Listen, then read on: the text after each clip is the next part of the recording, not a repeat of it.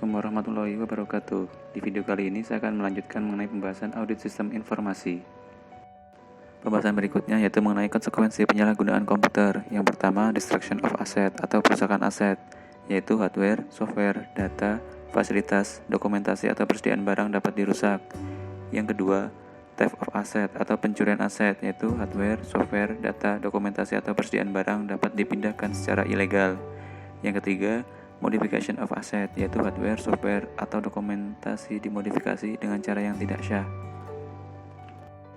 Yang keempat, privacy violation atau pelanggaran privasi. Privasi mengenai data seseorang atau organisasi digunakan untuk kepentingan yang tidak sah. Yang kelima, pengacauan operasi, yaitu operasi fungsi sehari-hari. Sistem informasi dapat terhenti sementara yang diakibatkan oleh operasi yang dikacaukan. Yang keenam, penyalahgunaan otorisasi aset, yaitu hardware, software, data, fasilitas, dokumentasi, atau persediaan barang digunakan untuk maksud yang tidak sah.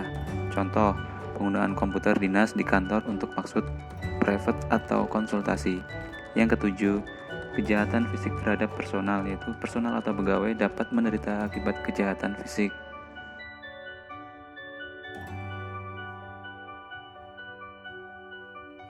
Pendekatan audit sistem informasi.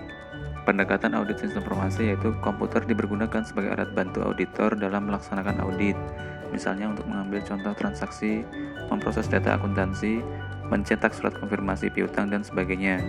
Kemudian komputer dijadikan sebagai target audit karena data di-entry ke komputer dan hasilnya dianalisa untuk menilai kehandalan pemrosesan dan keakuratan program komputer.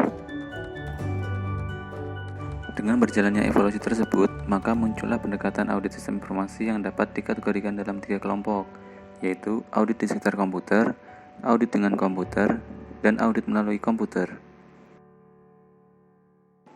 Tahapan audit sistem informasi menurut Ron Weber dalam bukunya Information System Control and Audit, halaman 47-55, terdapat 5 langkah atau tahapan audit sistem informasi, yaitu yang pertama, perencanaan audit, yang kedua, pengetesan kendali, yang ketiga, pengetesan transaksi, yang keempat, pengetesan keseimbangan atau keseluruhan hasil, dan yang kelima, pengakhiran.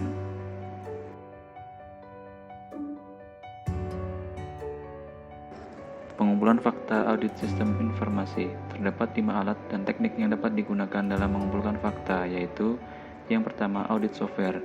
Secara umum membahas audit software, audit khusus industri software, high-level language, utility software, expert system, neuralic block software, dan software lainnya. Yang kedua, kode review, tes data, dan kode comparison. Secara umum membahas tentang di mana kesalahan program terjadi dengan cara melihat kode program, tes data, dan perbandingan kode. Yang ketiga, concurrent auditing technique. Membahas tentang teknik, kebutuhan, dan implementasi untuk audit bersamaan. Tipe concurrent auditing technique, integrated facility, snapshot atau extended record, atau system control audit, review file, continuous and intermittent simulation.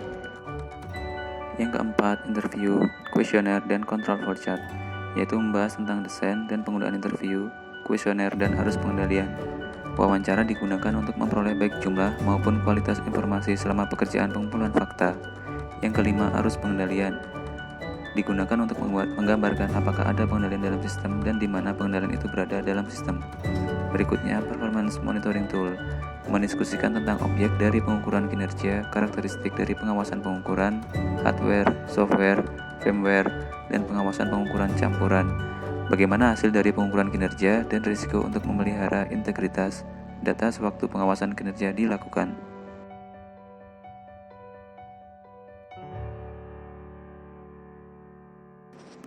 Klasifikasi proses pengendalian sistem informasi.